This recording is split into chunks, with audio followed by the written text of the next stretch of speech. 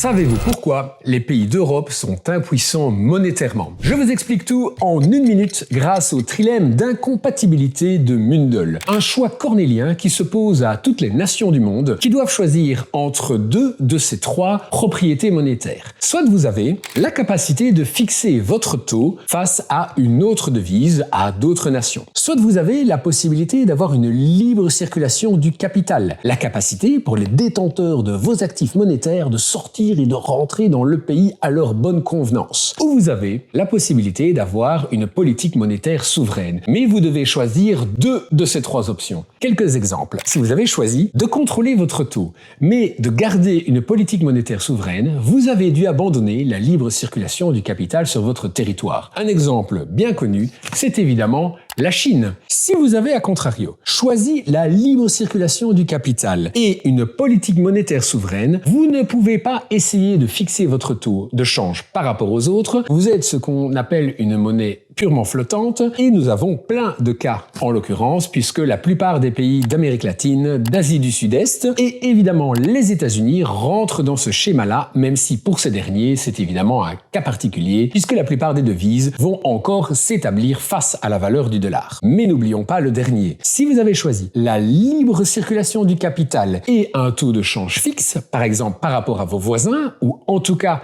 par rapport à une devise que vous ne contrôlez pas, vous avez abandonné votre politique monétaire souveraine et vous êtes, bien entendu, les dindons de la farce, les pays de la zone euro. Si vous voulez continuer à en savoir plus sur le système monétaire et à quel point celui-ci influence vos vies et nos destinées, n'hésitez pas à rejoindre cette chaîne, on n'a pas fini d'en discuter.